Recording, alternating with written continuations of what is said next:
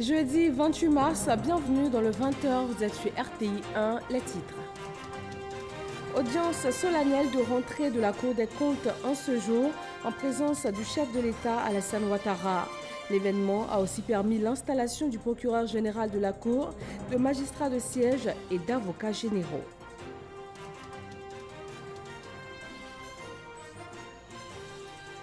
Le Premier ministre ivoirien a rencontré à Kigali, en marge de l'Africacé au Forum, des hommes d'affaires ivoiriens et des étudiants ivoiriens résidant au Rwanda.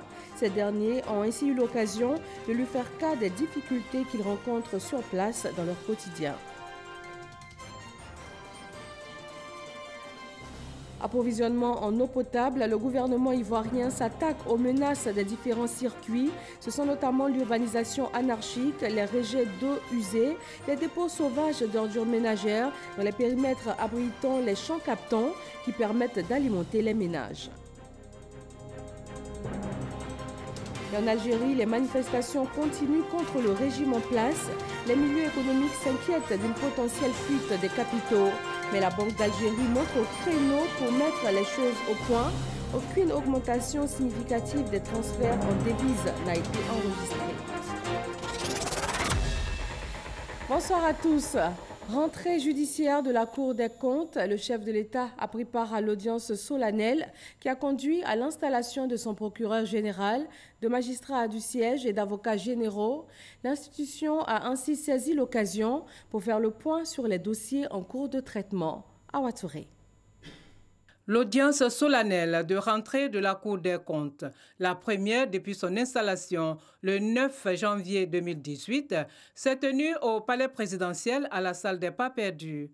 Le président de la République, Alassane Ouattara, qui a placé la bonne gouvernance au rang de ses priorités, a assisté à cette audience solennelle, apportant ainsi son soutien à cette institution qui contribue à la bonne gouvernance et la transparence dans la gestion des finances publiques.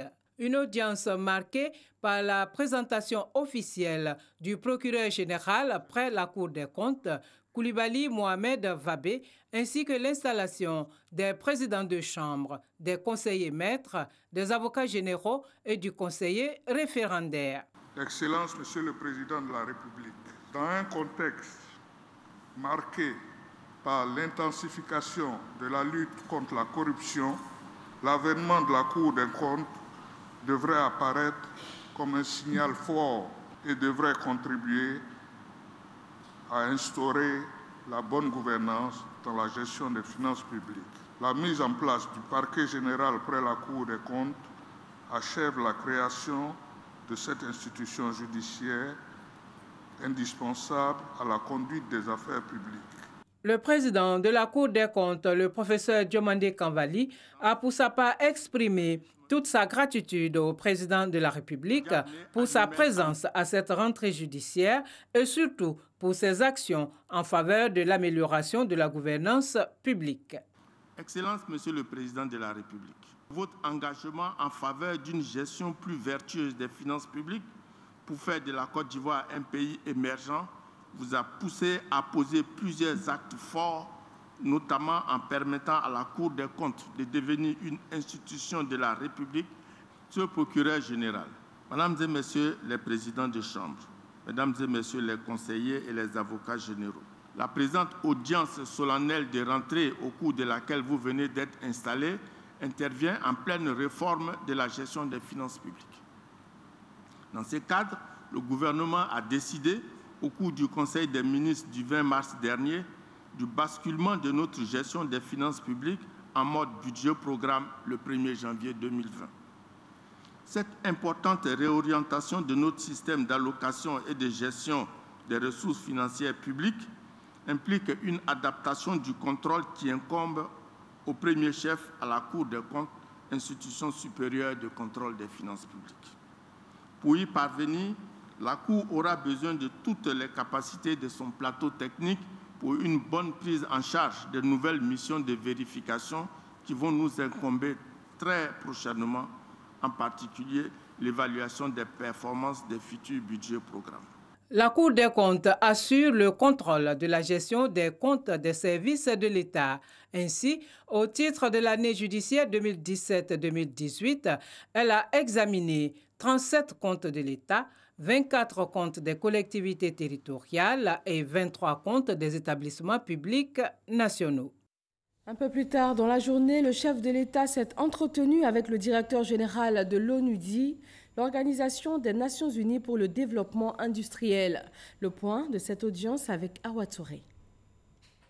L'Organisation des Nations Unies pour le développement industriel, ONUDI, compte mettre en œuvre en Côte d'Ivoire un programme de partenariat pays dans les secteurs prioritaires, notamment l'agro-industrie, l'appui aux jeunes et femmes. Le directeur général de l'ONUDI est venu présenter au président de la République Alassane Ouattara ce programme de développement.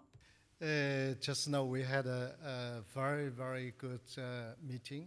J'ai donc rencontré Monsieur le Président de la République et j'ai eu l'honneur donc de lui rendre compte donc des différentes réunions que j'ai eues ici en Côte d'Ivoire, notamment avec le gouvernement et le ministre donc de l'Industrie. Et j'ai aussi rendu compte au Président de la République du programme que nous allons mettre en œuvre ici en Côte d'Ivoire, notamment qui s'appelle le programme de partenariat pays ou PCP et qui est un programme qui se veut être aligné donc sur le plan national de développement de la Côte d'Ivoire.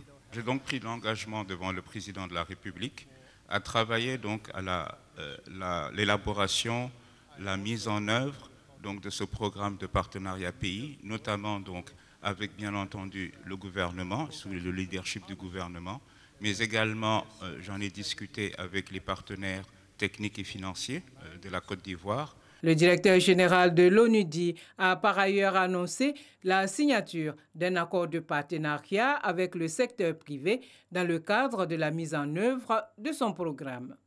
Le premier responsable de l'ONUDI a également eu une rencontre avec le patronat ivoirien. Il en ressort la signature d'une déclaration conjointe qui vise notamment une implication plus forte du secteur privé, et ce dans le cadre du programme de partenariat pays que l'ONUDI a lancé pour le développement industriel. Le ministre en charge de l'industrie a indiqué que l'objectif du gouvernement est d'atteindre 50% de transformation des produits dans les années à venir. Dans le domaine de l'éducation, l'État entend renforcer son dispositif de formation.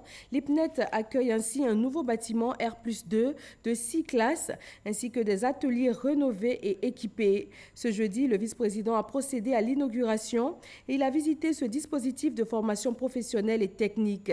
Cette réhabilitation et cet équipement ont été rendus possibles grâce à l'appui technique de l'Agence des Nations Unies ONUDI et du soutien financier de l'Union européenne. On part maintenant pour Kigali. Le Premier ministre ivoirien y a rencontré, en marge de l'Africa CEO Forum, des hommes d'affaires ivoiriens et aussi des étudiants ivoiriens résidant au Rwanda. Un cadre d'échange qui leur a permis d'exposer leurs préoccupations au chef du gouvernement. Herman Guivet, envoyé spécial au Rwanda. Ils sont chefs d'entreprise et investisseurs potentiels en Côte d'Ivoire. Dans la dynamique de l'Africa CEO Forum, ils ont rencontré le Premier ministre Amadou Koulibaly. Plus de 40 entreprises ivoiriennes présentes à ce rendez-vous important du secteur privé. Plusieurs thématiques au centre de leurs échanges, la création de pôles économiques régionaux à travers le pays, la représentativité des femmes dans les instances de direction, la qualité de formation des apprenants et enfin les performances de l'économie ivoirienne au cours de ces dernières années. Les débats ont été fructueux. Je pense que ça a été l'opportunité d'échanger sur des sujets sans tabou. Je pense que le Premier ministre aussi a fait l'effort de répondre sans faux fuyant. Donc nous sortons totalement satisfaits de cet échange et souhaitons que ce genre d'opportunités soit multiplié pour que, sans intermédiaire, nous ayons l'opportunité, et sans remettre en cause les institutions qui existent, de partager un certain nombre de sujets sur lesquels nous aurons sa vision ou son orientation. C'était une très bonne initiative de la part du Premier ministre de vouloir rencontrer ce chef d'entreprise et échanger à bateau rompu. Il y avait des préoccupations, il a apporté certaines réponses, d'autres réponses viendront plus tard. Un cadre où on discute à bateau rompu de façon constructive tout de même et proposer des solutions, avoir des réponses et ça nous avons très apprécié. Le Premier ministre est très sensible en fait, aux préoccupations de l'ensemble des opérateurs et on espère que l'ensemble des mesures dont on a pu parler et l'ensemble des réformes qu'il est en train de mettre en place auront un effet et des effets rapides. On a eu un débat ou d'un échange d'informations très utile, très riche. Donc pour nous, c'était quelque chose d'important et ça s'est très bien passé. Ce fut ensuite au tour des étudiants ivoiriens résidant au Rwanda d'être reçus par le chef du gouvernement. Préoccupation majeure exprimée par ces étudiants ivoiriens résidant au Rwanda, l'obtention de stages de formation au terme de leurs études. Une requête prise en compte par le Premier ministre Amadou Gon Coulibaly des étudiants ivoiriens invités par le Premier ministre à se faire ambassadeur de la Côte d'Ivoire au Rwanda. Et on reste sur place à Kigali pour la clôture de ce 7e Africa CEO Forum. Il avait pour objectif l'instauration d'une zone de libre-échange sur le continent. Cela dans le cadre des échanges intra-africains de 15% à 25% du commerce total continent dans les 10 prochaines années. Kiri Adama et Noël Niagno, envoyés spéciaux à Kigali. Le Africa CEO Forum a baissé rideau ce 26 mars 2019. On avait 1800 participants, 4 chefs d'État, plus de 700 chefs d'entreprise. 2 jours durant, ils ont labouré le vaste champ de l'intégration économique africaine, une nécessité vitale pour le continent parce que source de création de richesses. Et les richesses, l'Afrique en a besoin. Elle doit offrir à sa jeunesse plus d'1 million d'emplois par mois, réduire sensiblement la pauvreté, se nourrir, affronter les effets du changement climatique. De la parole aux actes, c'est le fil rouge qui a traversé ces 2 jours d'échange dans des panels. Dans les rencontres B2B, politiques et privés se sont parlé pour trouver les meilleures voies de réalisation de cette intégration. Parmi celles-ci, la volonté politique, le sésame, selon certains privés. Si vous n'avez pas une volonté politique de faire tomber toutes les barrières tarifaires et non tarifaires, si vous n'avez pas une volonté politique d'intégrer l'Afrique, de changer ce visage pour moi qui est hideux de l'Afrique, qui ressemble à un miroir cassé en 54 morceaux, tant qu'il n'y a pas de volonté politique, on n'y arrivera pas. Mais les privés aussi ont leur part de responsabilité. Ils doivent être plus coopératifs dans cette marche à plusieurs vitesses. Il faut déjà faire des intégrations sous-régionales qui fonctionnent très bien dans des pays comme ceux de l'UEMOA. Il faut qu'on ait la même chose entre la RDC et le Rwanda. On a déjà quelque chose en Afrique de l'Est. Une chose est sûre, le Africa CEO 2019 a ouvert le débat sur l'intégration économique continentale, la grande satisfaction des privés et des pouvoirs publics. Rencontrer des entreprises établies en Afrique, des entreprises qui sont dirigées par des Africains, et de pouvoir présenter notre pays, notre vision à ces entreprises-là, au secteur privé. Donc je pense que l'Africa CEO Forum permet justement ce type de rencontre. Je retiens surtout que les opérateurs économiques et les gouvernements réussissent à se mettre autour d'une table et trouver un partenariat public-privé et bâtir des infrastructures. Donc c'est capital. Je crois que c'est la voie normale du développement. Pour le suivi et évaluation de cette marche, les journalistes sont interpellés. Les journalistes nous posent des questions tous les jours en nous demandant quel progrès vous avez fait. Les responsabilités sont partagées, à chacun de jouer sa partition et ce sera le début du commencement de la réalisation de ce marché commun africain. Au devant de la scène politique ivoirienne, les concertations entre la société civile et le gouvernement pour la réforme de la commission électorale indépendante CEI. Au nombre des points de discussion, la composition de la commission centrale avec la présence ou non de représentants de partis politiques ou encore la représentation de la société civile. Plus d'informations à ce sujet avec Didier Nguesson et Michel Digré. Les concertations entre la société civile et le gouvernement pour la réforme de la commission électorale indépendante se poursuivent. Les 2 partis se sont rencontrés ce jeudi à la primature pour harmoniser les points de discussion. 3 coalitions de la société civile représentant une 50aine d'organisations ont tour à tour présenté leurs propositions. Le Premier ministre fait la synthèse. Sur, je dirais, la composition de la commission centrale, donc je vois 2 questions à continuer de discuter. 1, la présence ou non des partis politiques. 2, la présence ou non des institutions, donc de la République ou du gouvernement. Sachant que leur présence, en général, vise à faciliter un certain nombre d'opérations, de vote Et nous avons chacun le diagnostic des difficultés opérationnelles au niveau de la CEI, avoir quelquefois un outil qui ne peut pas s'appuyer sur l'État avec tous ses démembrements et tous ses moyens pour un certain nombre de tâches. Donc c'est un débat. Au total, 5 points de discussion ont été arrêtés de commun accord entre la société civile et le gouvernement. Les échanges se poursuivront en comité réduit. À cet effet, la PDH, la plateforme des organisations de la société civile pour l'observation des élections en Côte d'Ivoire, et les autres organisations désigneront 5 représentants pour autant de membres de l'exécutif. Les discussions reprendront mi-avril. Les points d'accord, de désaccord et l'arbitrage, tout sera passé au peigne fin pour une CEI consensuelle et des élections apaisées en 2020. Le 1er avril prochain verra l'ouverture officielle de la session ordinaire de l'Assemblée nationale. Le chef de l'État va prendre part à cette cérémonie solennelle d'où il va s'adresser à la nation.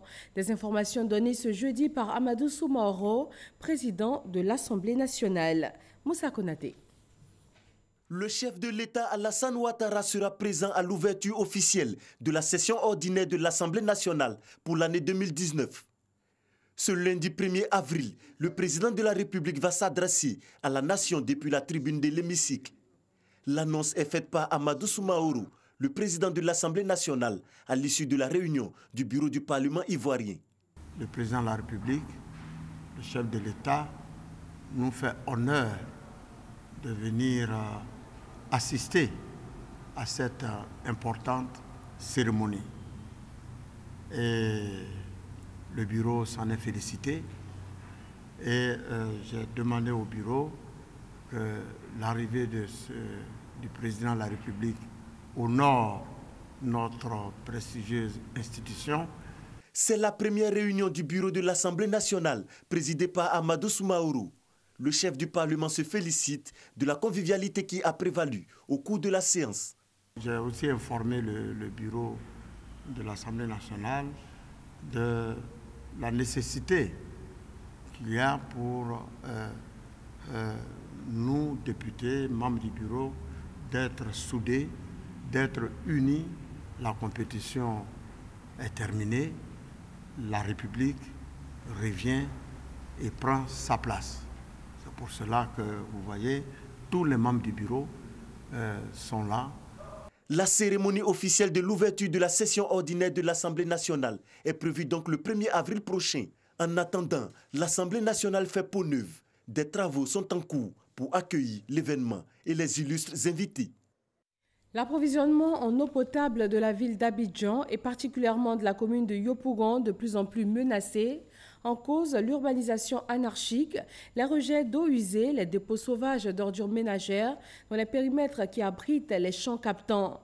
Le ministre de l'Hydraulique et son homologue de la construction et de l'habitat ont décidé de prendre des dispositions vigoureuses. Lancine Bakayoko. Ces habitants de Jesco-Judée, dans la périphérie communale de Yopougon, profitent de la visite des autorités en charge de l'eau potable pour exprimer à leur manière les difficultés qu'ils rencontrent pour avoir le liquide vital. On a un problème d'eau.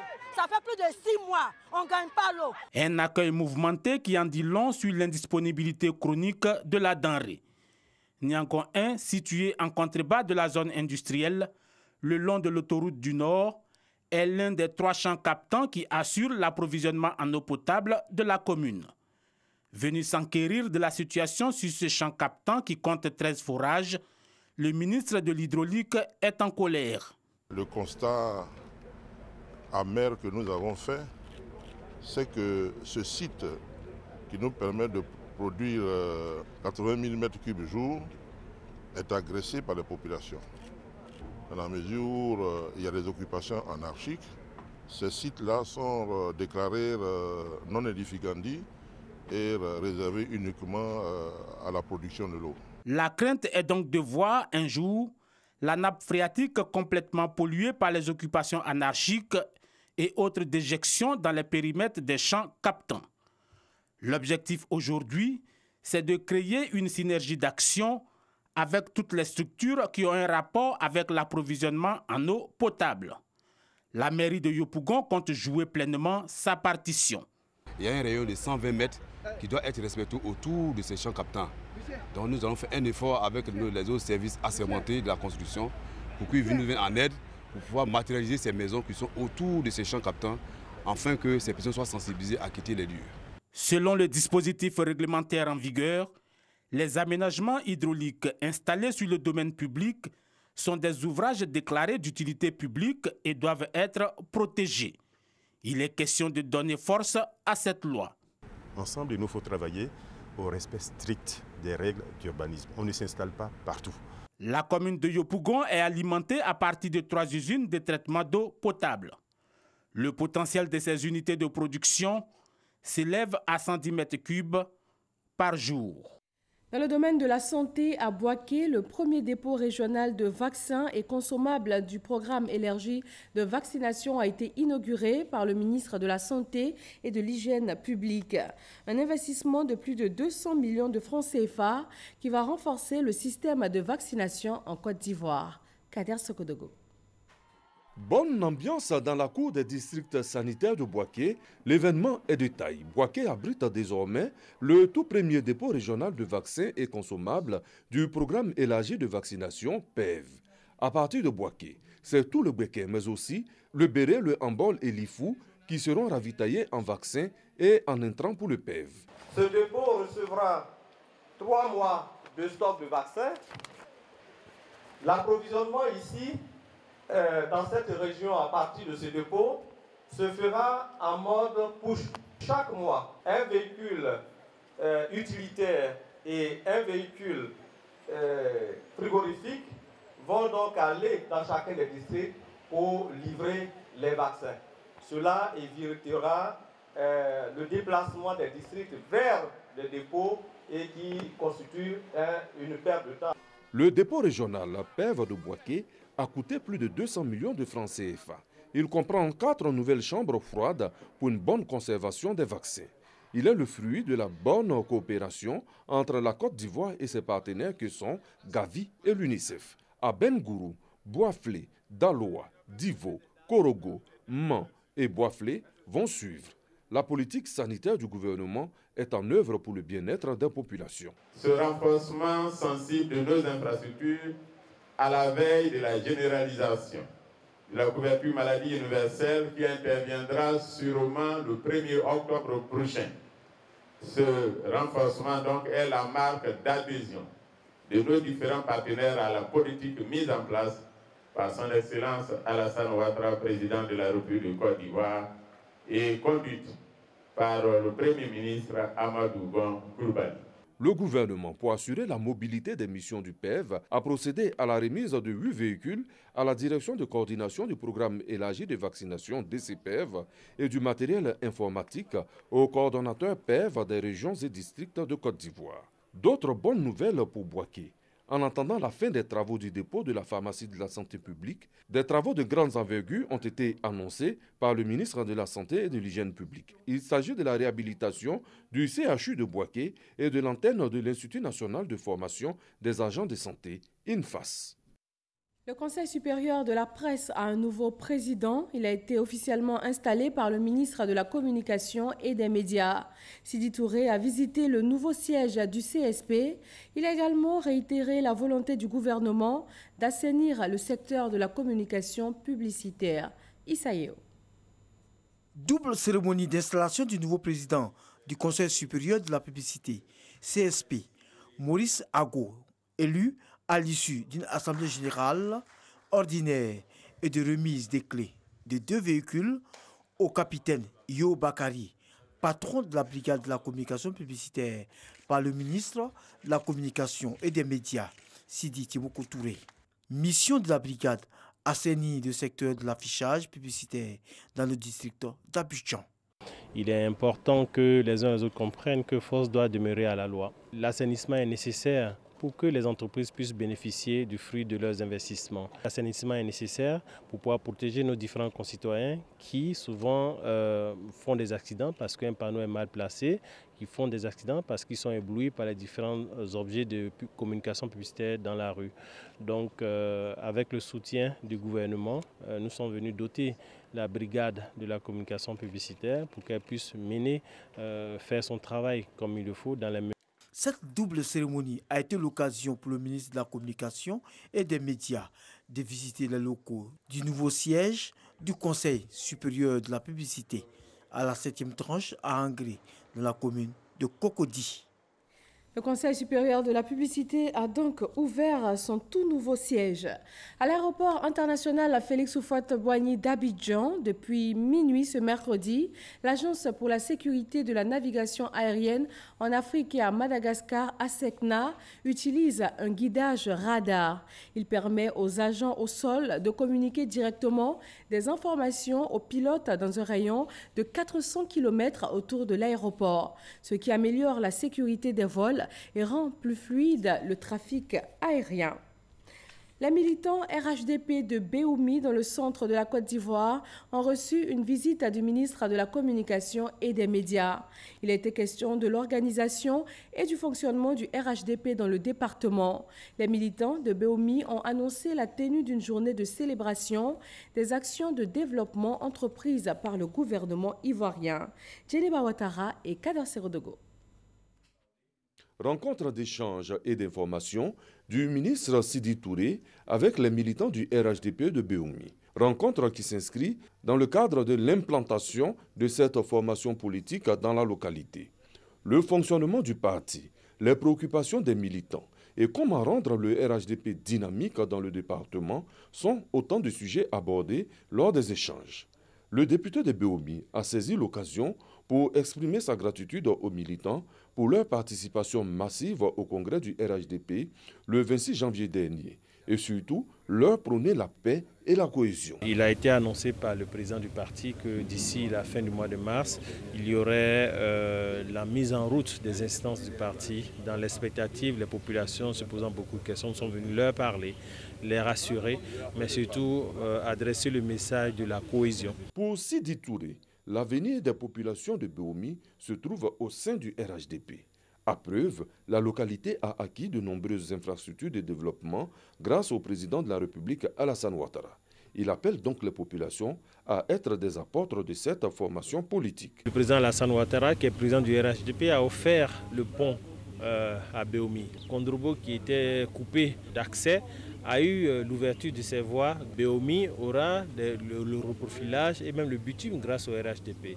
Il y a de l'eau, il y a de l'électricité dans les différentes ouvertures grâce au RHDP. Le RHDP n'est pas dans la politique politicienne, est dans l'action, dans l'œuvre pour les différentes populations. Les militants du RHDP saluent la tenue de cette rencontre qui leur permet d'être au même niveau d'information. Ils comptent initier une journée de reconnaissance au président de la République Alassane Ouattara pour ses actions au profit des populations le 13 avril 2019 à Bouaké. Le ministre promet d'organiser ce genre de rencontres régulièrement en vue d'assurer la victoire du RHDP aux élections de 2020. Le Parti des Oufouettistes pour la démocratie et le développement en Côte d'Ivoire, PHDDCI, adhère au RHDP. Le président de ce nouveau parti politique dit se reconnaître dans les idéaux de paix et de développement prônés par le RHDP. Moussa Konaté. Un nouveau parti politique rejoint la grande famille des Oufouettistes. Le Parti des Oufouettistes pour la démocratie et le développement en Côte d'Ivoire, PHDDCI, fait son entrée dans le rassemblement des Oufouettistes pour la démocratie et la paix. Selon le président, le parti s'inscrit dans l'esprit de paix, de cohésion et de stabilité prôné par le RHDP. Il se félicite également des actions de développement du chef de l'État, président du RHDP. On voit à Alassane Ouattara, le président, le premier né des Oufouettistes. C'est lui qui a copié tout de Houphouët-Boigny dans le travail, dans le dialogue, le respect. Donc Ouattara est une chance pour la Côte d'Ivoire. Le président Alassane Ouattara, que le président du RHDP travaille avec acharnement pour atteindre le stade de l'émergence en 2020. C'est cette raison qui motive notre adhésion au RHDP. Le Parti des Oufouettistes pour la démocratie et le développement en Côte d'Ivoire a été créé le 28 janvier 2017 à Agboville. Les dirigeants entendent mobiliser les populations afin d'offrir un meilleur positionnement du RHDP pour les échéances futures. Dans l'actualité internationale, nouvelle manifestation dans les rues de la capitale algérienne. Les milieux économiques s'inquiètent d'une potentielle fuite de capitaux, mais la Banque d'Algérie monte au créneau pour mettre les choses au point. L'institution bancaire précise qu'il n'y a aucune augmentation significative des transferts en devises par rapport au même mois des 3 années précédentes. Et voilà, c'est tout pour ce 20h. Merci de nous avoir suivis. Retrouvez à 23h Kolo Koulibaly et demain 13h Hamza Diaby. Bonne fin de soirée à tous.